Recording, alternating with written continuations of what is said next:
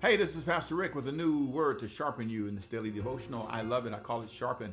This is going to be a 5-minute journey that you will love. I want to talk about family today. That's right, family. You know, that can be the buzzword. And you're trying to get along with your family. You're trying, and there's a story in Genesis chapter 13 that's amazing. It's a great story. Look at the text. Let me show you. Abram struggling with his family. First of all, notice he's got plenty of money and life is good. Genesis chapter 13, verse 1. Then Abraham went up from Egypt, he and his wife, and all that he had, and Lot with him to the south. Abraham was very rich in livestock, look at this now, in silver and in gold, and there he went on his journey from the south as far as Bethel. So he goes to this place he went to before. Remember, he was, told to leave his family. He left his family, and then after he leaves his family, he goes to Canaan, gets there, and then there's a famine, so he goes to Egypt, right? And he goes to Egypt, he now gets there, and he lies to Pharaoh. When he lies to Pharaoh, now all of a sudden he has this breather. Okay, we're done with that. We're going back to Bethel. We're going back to where we started, back to a place called Bethel, which is in Canaan, the promised land. We're going to get started. It's a brand new beginning. And then he gets there, and then something amazing happens. While he has all this money, in chapter 13, verse 7, it says, watch this, there was strife between the herdsmen of Abram's livestock and the herdsmen of Lot's livestock. Wow. There's strife. Why? Okay, we got money. We have resources. Why are we in strife? Have you ever wondered about that in your family? Why are we in strife? What is it that we're fighting about? Lot, help me understand. Your daddy died. I brought you in. I kind of helped you out. You've been with me for years now. What's the problem? I don't understand. Okay, so you now have staff people who are fighting my staff. You would think he'd go, Uncle Abraham, I want to thank you for saving us because we could be dead. But you brought us along. You didn't have to, but you brought us along in honor of my father and have given us all these resources. And so thank you. I will never have anything. You could just imagine what he should have said to his staff people. Listen, don't you say a word to my Uncle Abraham because he was there for me when nobody was there. That's what he should have said. But he didn't. He didn't do that. He let them fight.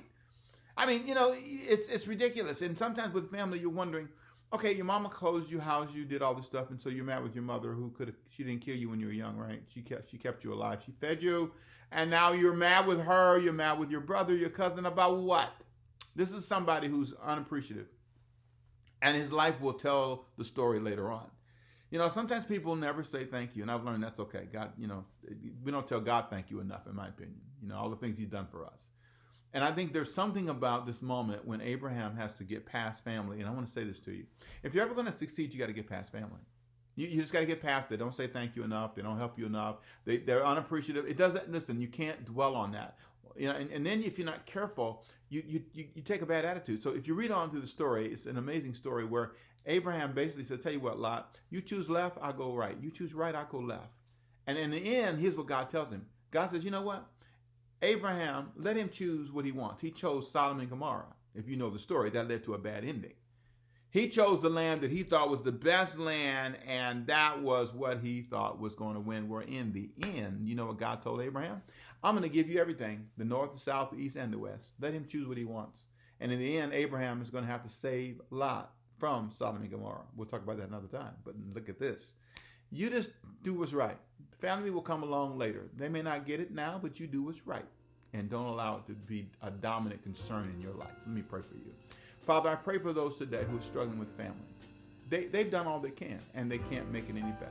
I pray for healing and grace and victory and a right attitude, that they would not become mean and grumpy and physically and altercating and fighting. May they just say, you go left, I go right.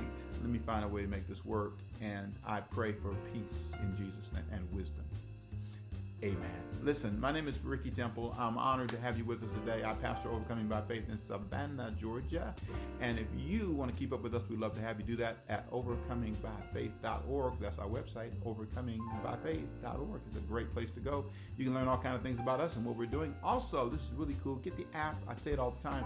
The Overcoming by Faith Ministries app is phenomenal. It's got sermons. It's got free sermons. It's got all kinds of options on there. If you're a supporter of ours, you can give on the app. You can do whatever you like. It's a wonderful wonderful tool. We help all kind of people around the country and the world, and I want you to know that you are a part of our team. So thank you for being with us. Email me personally at pastor@overcomingbyfaith.org. That's pastor@overcomingbyfaith.org. See you next time. We'll sharpen you more next time.